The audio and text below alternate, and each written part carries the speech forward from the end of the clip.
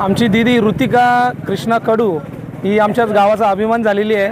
कारण एक 15 वर्षाच्या पिढीपर्यंत म्हणजे आमच्यापर्यंत खूप काही यश पोरं मिळवत नव्हती, कदाचित तसं वातावरण नसेल, पण आता या दीदीने आमचं ज्या गावाचं नाव खूप उज्ज्वल केलेलं आहे। काय 2 वर्षापूर्वी 10वीला पण तिला खूप चांगले मार्क्स मिळालेले आणि ही तर म्हणजे तिने एकदम बंपर लॉटरी लावली आमच्या गावासाठी। 1 महिन्यापूर्वी आमचा एक असाच तरुण मुलगा तो भारतीय आर्मीमध्ये त्याची निवड झालेली आहे, ती सुद्धा खूप मोठी गोष्ट। पण आता या दीदीने या लोकसेवेमध्ये जी यश मिळवलेलं आहे ते खूपच मोठ्या गावासाठी आणि गावातल्या सगळ्या तरुण पिढीला, आता जी मुलं अपकमिंग आहेत 10वी 12वीमध्ये, त्यांच्यासाठी खूप मोठा आदर्श आहे दीदी म्हणजे। आणि विशेष कौतुक मी त्या दीदीच्या पप्पांचं पण करेल का ते देखील एक दुकान चालवून आणि आपल्या कुटुंबाचं चरित्र चालवतात।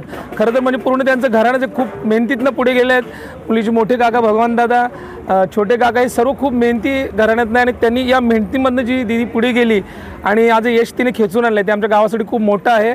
आणि सगळ्या जी आमची तरुण पिढी आहे, मुलं आहेत मुली आहेत, त्यांनी यांच्यापासून आदर्श घ्यावा। आणखी एक मुलगी 2 महिन्यापूर्वी आमची एक नॅशनल लेवलला रग्बीमध्ये पण सिलेक्ट झालेली आहे।